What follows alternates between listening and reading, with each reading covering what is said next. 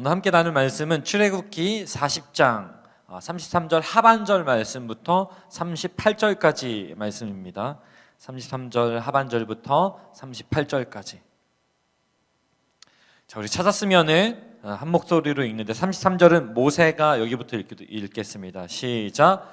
모세가 이같이 역사를 마치니 구름이 회막에 덮이고 여호와의 영광이 성막에 충만하매 모세가 회막에 들어갈 수 없었으니 이는 구름이 회막 위에 덮이고 여호와의 영광이 성막에 충만함이었으며 구름이 성막 위에서 떠오를 때에는 이스라엘 자손이 그 모든 행진하는 길에 앞으로 나아갔고 구름이 떠오르지 않을 때에는 떠오르는 날까지 나아가지 아니하였으며 낮에는 여호와의 구름이 성막 위에 있고 밤에는 불이 그 구름 가운데에 있음을 이스라엘의 온 족속이 그 모든 행진하는 길에서 그들의 눈으로 보았더라.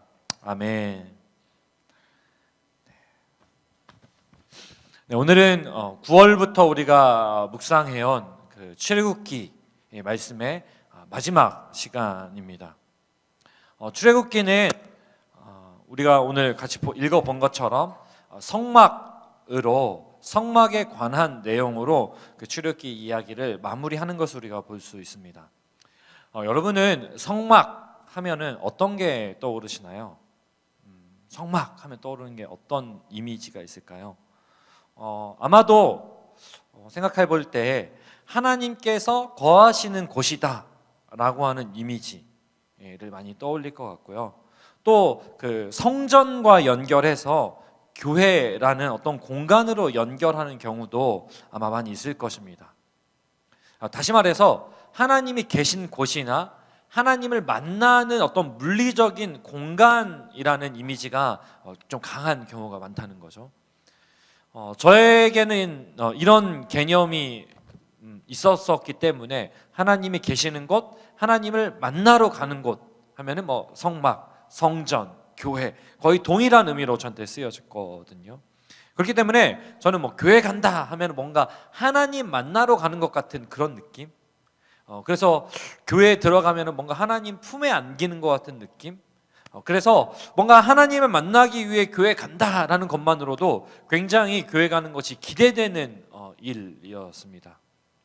그런데 문제는요, 이렇게 하나님을 만나는 곳, 하나님이 계신 곳이라는 개념에 너무 매이다 보면은 하나님이 교회에 계시는 분으로 좁혀질 수 있습니다. 근데 교회에만 계시는 분은 하나님이 아니잖아요. 교회에만 계시는 분, 교회에 주로 계시는 분은 목사님이죠. 네.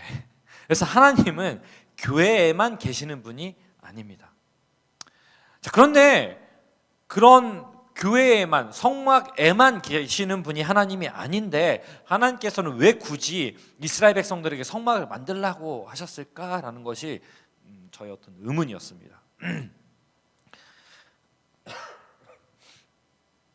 출애굽기 40장에서도 성막을 짓는 이야기가 쭉 어떤 성막 이야기, 어떤 갈무리라고 할까요? 성막을 짓는 이야기가 쭉 기술되고, 함께 우리가 읽었던 33절에 모세가 이같이 역사를 마치니 이렇게 성막 이야기 딱 끝이 나거든요. 여기 보면은 이같이라는 단어에 어떤 포함되어져 있는 의미가 있습니다.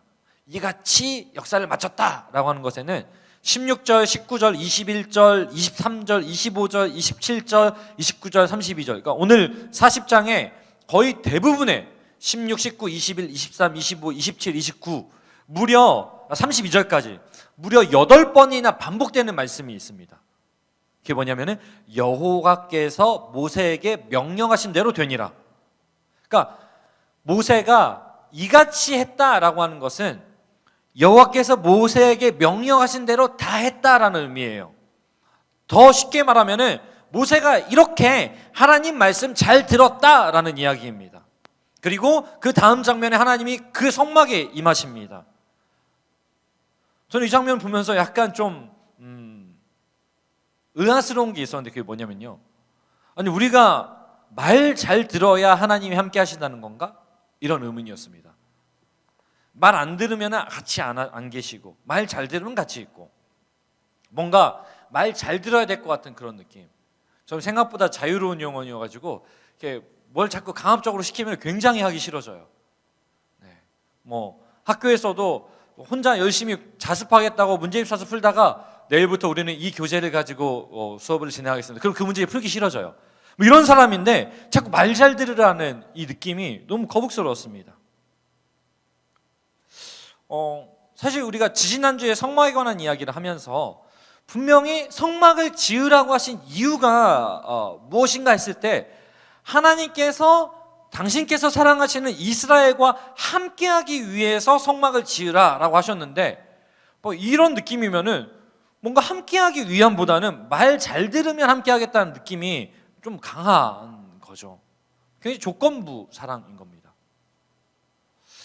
그런 의미에서 저는 말 잘 들어야 함께 하신다는 의미로 오늘의 말씀을 받아들이기에는 꽤나 불편함이 있었습니다.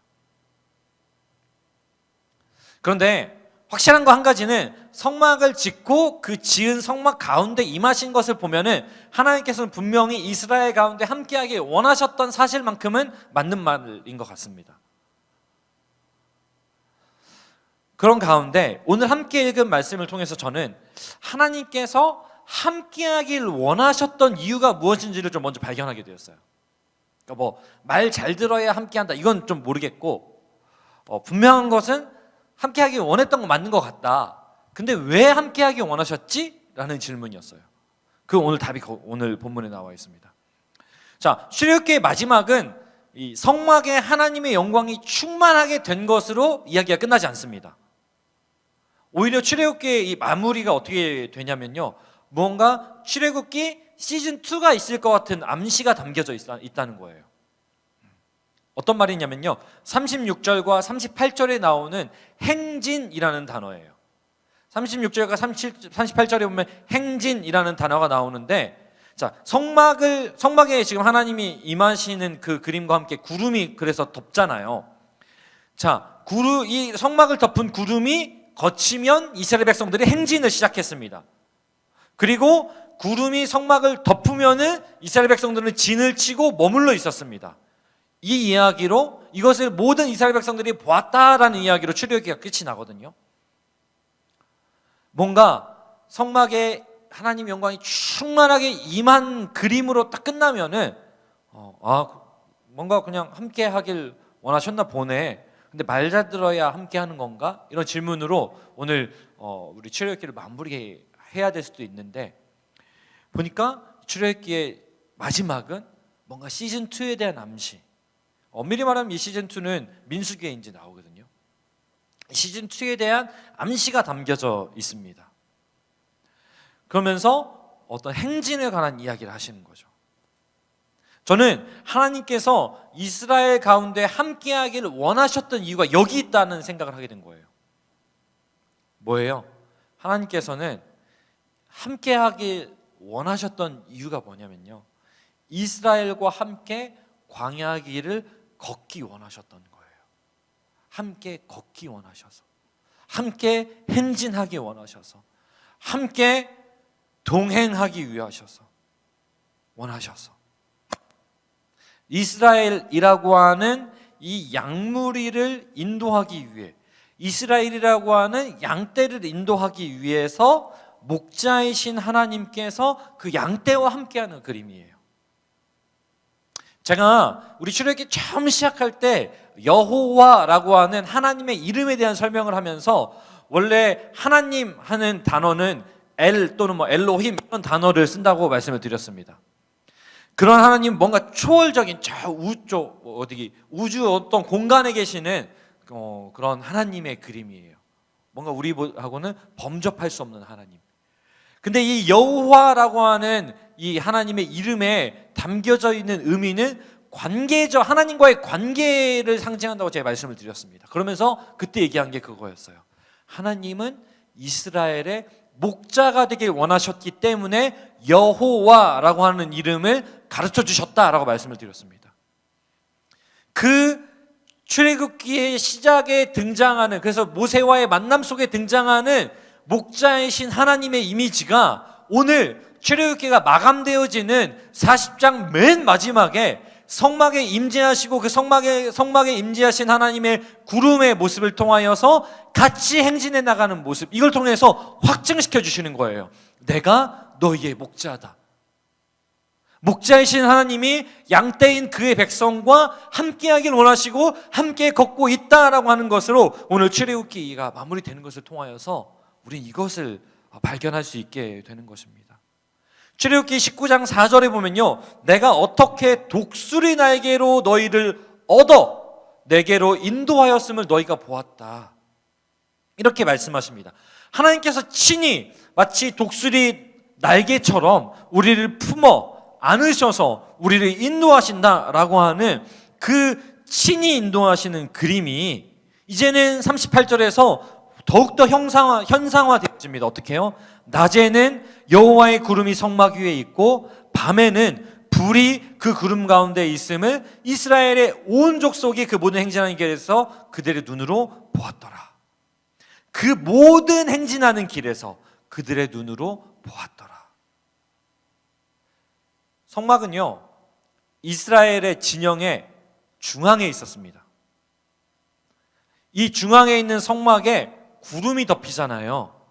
그렇기 때문에 이스라엘의 진 동서남북 어느 곳에서나 뭘 볼 수 있었어요? 성막에 임한 하나님의 구름, 성막에 가득한 여호와의 영광을 눈으로 볼 수 있었다는 것입니다. 저는 이 그림을 보면서 그러다가 그렇게 머물 때는, 진영에 있을 때는 그렇게 한가운데 그렇게 있고요, 걸어갈 때는 우리 알다시피 그 구름 기둥이 진의 맨 앞으로 갑니다. 이 그림을 보면서 제가 딱 제 머릿속에 그려진 건 뭐냐면요, 양떼가 쉴 때, 양무리가 쉴 때, 그러니까 뭐 풀을 먹거나 할 때 그 양떼들 가운데에 있는 목자, 또 양떼가 행진할 때에는 앞서서 이끌어가는 목자의 모습을 상상해 볼 수 있었습니다. 오늘 성막은 목자이신 하나님의 인도의 상징입니다. 성막을 지었기 때문에 누구라도 하나님의 인도하심을 직접 볼 수 있었던 거예요. 직접 경험할 수 있었습니다. 예전에는 모세한테 들어야 돼요. 모세만 시내산 그 꼭대기에 가서 하나님을 볼 수 있었습니다. 이제는 아니에요. 이스라엘 진영 한 복판에 성막을 통해서 하나님 거기서 함께 하시는 것, 이것을 어떤 이스라엘 백성이라도 그것을 경험하고 볼 수 있었던 것이죠. 그런 의미에서 하나님께서는 굳이 성막을 짓게 하신 거예요. 여러분, 광야에서 가장 안전한 길은요, 우리가 너무 잘 알다시피 하나님의 인도를 받는 것입니다.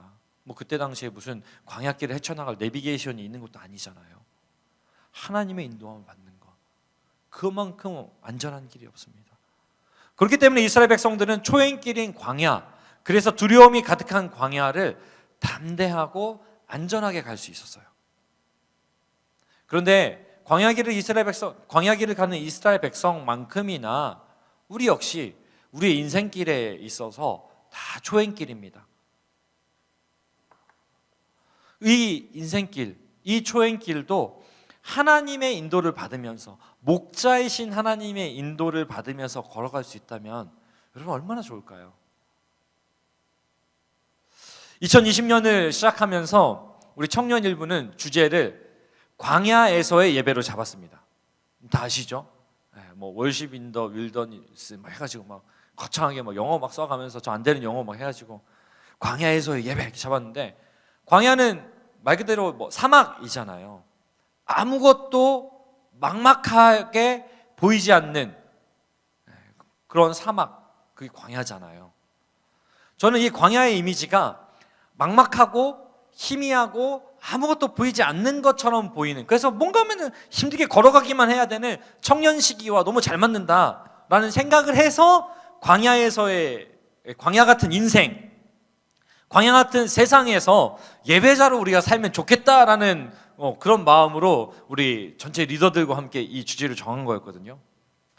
근데 우리 모두가 경험했잖아요. 놀랍게도 2020년은 청년 세대가 광야가 아니라 그냥 2020년이 광야였어요. 광야 한복판에 우리를 그냥 덩그러니 하나님이 내던지신 듯한 느낌을 받았던 것이 올 한 해의 모습 아닙니까, 여러분? 코로나와 함께한 2020년. 그야말로 광야. 여러분, 이 광야를 어떻게 살아내셨습니까? 아마도 이 광야도 하나님의 목자이신 하나님의 인도를 잘 받으며 살았다면은 조금은 힘들 수 있지만 안전함으로 여기까지 왔다라고 정리할 수 있을지 모르겠습니다. 광야에서 살아가기 위해서는요, 목자이신 하나님의 인도가 필요합니다. 목자이신 하나님의 인도를 받을 때 낮에 쨍쨍 내리쬐는 뙤약볕, 그리고 바닥에는 모래밖에 안 깔려 있어서 그 찌는 듯한 더위를 경험해야 되는 그 사막 한복판에서 구름 기둥을 경험하게 되고요, 해가 짐과 동시에 금세 식어버리는 그 열기를 냉기로 바꾸어 버리는 그 광야 한복판에서 하나님께서 허락하시는 불기둥의 온화함을 경험하게 되고요, 가도 먹을 것 하나 나오지 않고 모래뿐이 없는 그곳에서 아침마다 만나를, 저녁마다 메추라기를 공급하시는 하나님의 놀랍고 섬세하신 손길을 경험하게 됩니다. 신명기에 보면요, 그 광야를 걷는 동안 의복이 헤어지지 아니하였고 발이 부르트지 않았다고 합니다. 그 은혜를 경험할 수 있게 되는 것이 목자이신 하나님의 인도입니다. 광야를 잘 살아가는 방법은요, 목자이신 하나님의 인도를 누리는 거예요. 그렇다면 어떻게 우리가 하나님의 인도하심을 받을 수 있을까요? 그게 오늘 이 출애굽기 40장의 핵심입니다. 뭐예요? 성막을 짓는 수고가 필요해요. 목자이신 하나님의 인도를 받기 위해서는, 그거를 정말 실제적으로 경험하기 위해서는 성막을 짓는 수고가 필요한 거예요. 근데 이 성막은요, 이동성이 중요합니다. 성막은 말 그대로 그 천막이잖아요. 대체로 고대 사회에서 신전은요, 웅장함과 화려함이 그 대표적인 어떤 가치입니다. 왜냐하면 그 신의 위엄을 상징해야 되거든요. 그런데 하나님은 웅장함과 화려함을 과감하게 포기하십니다. 이 세상에 우리가 신은 하나님밖에 없지만 이 세상에 어떤 신을 모시는 신전보다도, 그 신전이 상징하는 어떤 신보다도 훨씬 더 화려하고 웅장하고 위대하신 하나님이 그 웅장함과 화려함을 포기하시는 거예요. 왜 그러셔야 했는가? 그 웅장함과 화려함을 포기하고 택한 게 뭐예요? 천막이잖아요. 천막이 갖는 특징은 이동성이에요. 언제든지 접었다 펼 수 있는 거예요. 그 말은 뭐냐면요, 어느 곳에 웅장하게 화려하게 떡 하고 버티고 있는 하나님이 아니라는 거예요. 시내산에 저 위에 그냥 버티고 있는 하나님이 아니라는 거예요. 하나님은 우리와 함께, 우리의 삶의 구석구석을 함께하기 원하시는 분이라는 사실이 이 성막이 갖는 의미예요. 천막으로 만든. 그래서 이스라엘 백성들은 광야 한복판에서 성막을 짓는 일을 했고, 또 이동할 때는 성막을 다시 접어야 됐고, 또 이동해서 또 다시 정착할 때에는 또 성막을 또 세워야 됐고, 또 접었다 폈다 접었다 폈다 하면서 끊임없이 이스라엘 백성의 한복판에, 이스라엘 백성의 중심에, 중앙에 하나님 늘 함께 하셨다는 거예요. 이것이 의미하는 바는 뭐냐면요, 하나님께서는 어디든 우리의 삶의 중심에 있기를 원하시는 거예요. 그렇게 우리가 함께하기 원하시는 거예요. 따라서 하나님의 인도하심을 받기 위해서는요, 우리의 삶의 자리자리마다 성막을 세우는 수고를 해야 된다는 거예요. 직장의 사무실에 성막을 세워야 됩니다. 우리 가정의 방에다가 성막을 세워야 됩니다. 우리가 가는 곳곳마다 우리는 성막을 세워야 돼요. 근데 우리는 주로 성막이 어디에 있죠? 교회가 성막이에요. 여기 드림센터가. 그러니까 드림센터에 안 오면 예배가 안 됩니다. 드림센터에 오면 뭔가 좀 더 하나님 만나는 것 같아요. 화면으로 보면은 뭔가 하나님이 저기 계실 것 같아. 저 화면 속에. 여기는 없어. 그게 이방 우상들을 섬기는, 그래서 화려하고 웅장함을 택하는 그 신전들의 특징은 거기에 있어요. 근데 하나님은 그걸 원하지 않으세요. 하나님은 우리 삶의 중심에 있기를 원하세요. 그것이 하나님께서 천막이라는 성막을 택하시고 굳이 그 명령대로 그 수고를 다 감당하게 하는 그 불편함까지도 우리에게 감수하게 하신 이유가 바로 거기 있다는 거예요. 그렇다면은 어떻게 성막을 세울 수 있을까?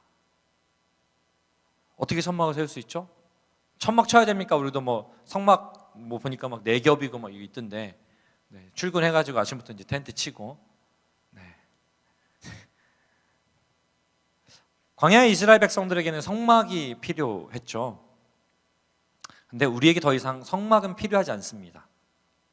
왜 그럴까요? 광야의 성막을 누가? 우리 예수님께서 대신하셨기 때문입니다. 어떻게 대신하게 된 거냐면요, 광야에서는 성막을 통해서 하나님과 교제하고 하나님의 뜻을 알 수 있었어요. 성막을 통해서. 근데 이제는 우리에게는 성막을 통해서가 아니라 예수 그리스도께서 우리를 위하여 십자가에 죽으심으로 말미암아 이제는 그 예수님을 통해서 하나님과 교제할 수 있게 되어지고, 그 예수님의 입에서 나오는 말씀을 통해서 하나님의 뜻을 더 분명하게 알게 된 거예요. 그 성막의 역할을 예수님이 대신하게 되는 거죠. 따라서 이스라엘 백성들이 그 진영 중심에 성막을 세운 것처럼 이제 우리가 중심에 성막을 세운다는 것, 우리의 삶의 구석구석에 성막을 세운다는 것은 그 뭘 의미하는 거냐면 예수님 중심으로 살겠다는 걸 의미하는 거예요. 그러니까 어느 삶의 곳에 가든지 굳이 천막 칠 필요 없이 뭐예요? 예수님이 내 삶의 중심이 되게 하시는 것. 어떻게 그게 가능할까요? 이건 답이 너무 뻔하잖아요. 어떻게 하면 되죠? 직장에 성막을 세우는 것, 그래서 예수님이 중심이 되게 하는 것, 어떻게 하면 되죠? 가가지고 자리에 앉아서 기도하면 시작하는 거예요. 여러분 잘하잖아요. 교회 나와가지고 예배드리기 전에 잠시라도 기도하잖아요. 그거 잘하잖아요. 왜 그렇게 기도하는 거예요? 그 기도가 바로 하나님과의 교제의 출발을 의미하는 거잖아요. 출근해서도 마찬가지입니다. 자리에 앉아서 잠시나마 하나님의 내 삶의 주인 되시기를 바라는 마음으로 기도하는 거죠. 또 가능하다면은 잠깐이나마 그 자리에 앉아서 말씀 한두 장 보고 시작하는 거예요. 뭐 큐티하고 시작해 보는 거예요.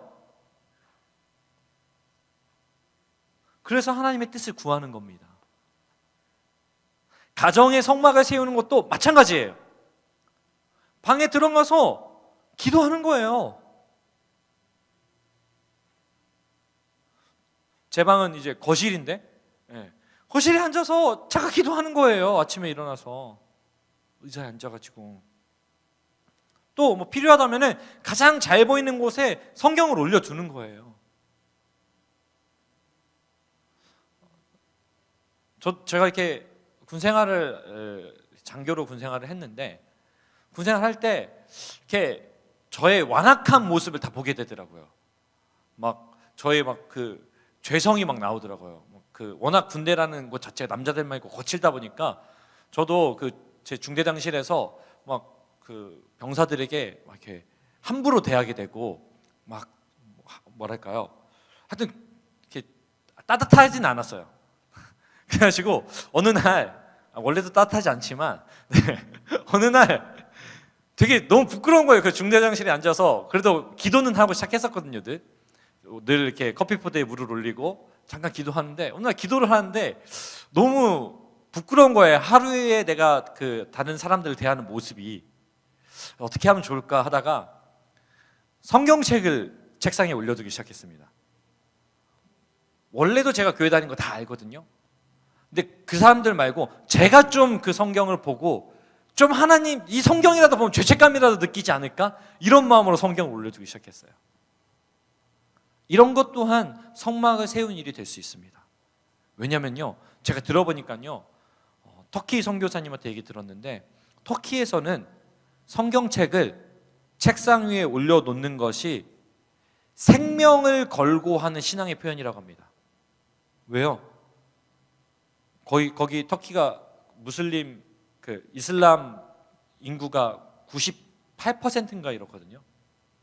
그러니까 거의 대부분 무슬림인 거예요. 근데 무슬림 사회에서 기독교인이 된다는 것은 왕따가 되거나 심지어는 가족에 의해서 명예살인을 당할 수도 있습니다. 그래서 성경을 올려놓는 것은 진정 순교할 각오하고 성경 책상에 올려두는 거거든요.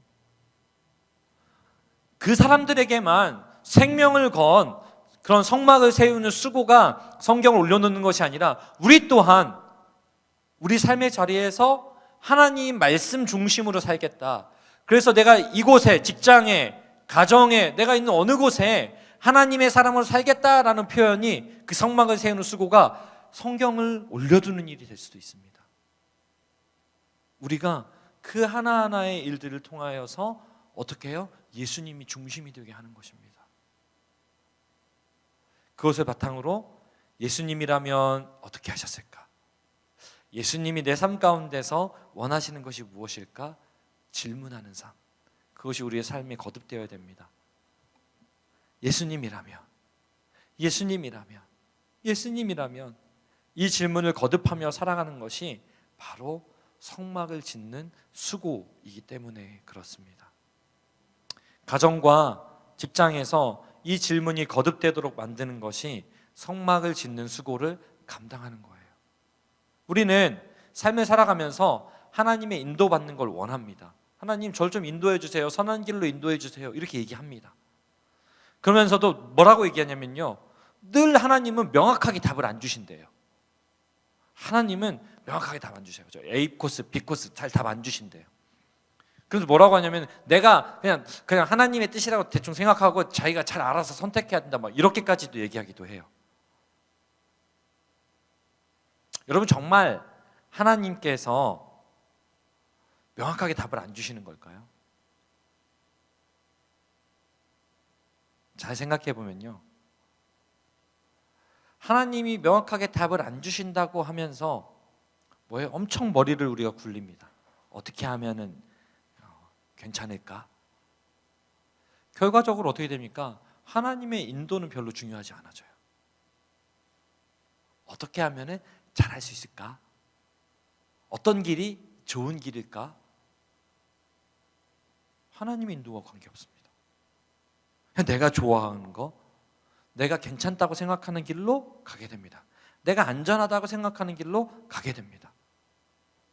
그런데요, 여러분 잘 생각해 보면요, 하나님이 침묵하셨기 때문에, 하나님이 명확하게 답을 주시지 않았기 때문에 잘 모르겠는 게 아니에요.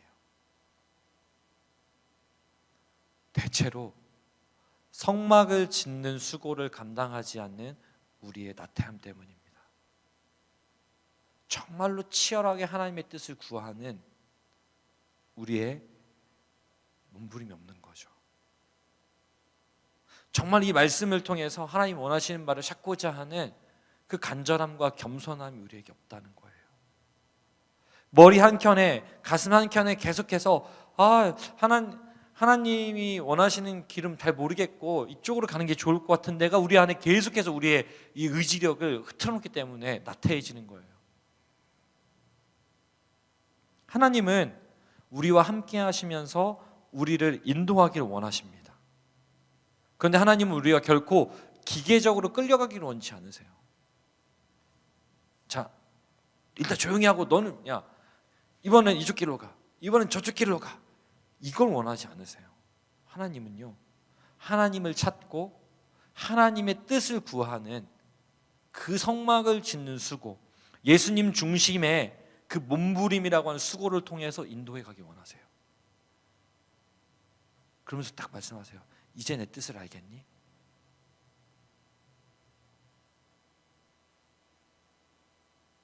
이제 내 뜻을 알겠니? 광야를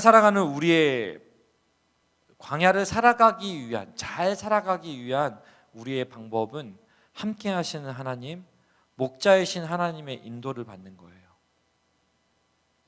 그리고 그 일을 위해서는 성막을 짓는 수고, 하나님의 말씀대로 살려는 몸부림이 필요한 것입니다. 말 잘 들어야 거기 임재하는 것이 아니라. 왜요? 하나님은 거기 성막에 굳이 임재 안 해도 이미 이스라엘 백성과 함께 하셨어요. 하나님은 우리가 성막을 짓는 수고를 하지 않아도 함께 하시긴 하셔요. 다만 뭐예요? 우리가 함께 하신다는 사실을 자꾸 놓칠 수밖에 없게 되는 거죠. 그리고 하나님이 무엇을 원하시는지 자꾸 놓치게 되는 것뿐이죠. 그래서 그 하나님의 임재와 하나님의 뜻을 알기 위해서 성막을 짓는 수고가 필요한 거예요. 그럼 우리는 그때 느끼게 됩니다. 아, 하나님이 나의 목자가 되셔서 나를 선하게 인도해 가시는구나. 성막이신 그 예수님을 찾고 그분의 뜻을 구하는 수고, 그것이 우리에게 주어진 어쩌면은 그 가장 큰 선물일 수 있습니다. 하나님, 제가 어떤 길로 가기 원하시나요? 하나님, 오늘 제가 어떻게 살기 원하시나요? 그 수고 속에서 우리는 하나님 인도를 경험하게 되는 거죠. 아, 그렇구나. 그것이 오늘 우리가 살아가는 삶이 될 수 있기를. 그래서 우리 삶 속에서 성막을 짓는 수고가 우리에게는 기대감 가득한 즐거운 일이 될 수 있기를 예수님의 이름으로 축복합니다. 그것이 우리가 출애굽기를 통해서 분명하게 따를 수 있는 것, 함께 하시는 하나님, 그리고 우리의 목자가 되셔서 인도하시는 하나님입니다. 그분은 이스라엘의 목자이시고 이스라엘과 함께 하셨을 뿐만 아니라 오늘 우리와 함께 하시고 우리의 목자가 되시는 분이십니다. 그런 삶의, 그런 우리 하나님에 대한 묵상이 교회를 벗어난 삶 가운데에서의 예배와 신앙으로 온전히 연결되어지는 것이 진정한 그리스도인의 삶일 것입니다.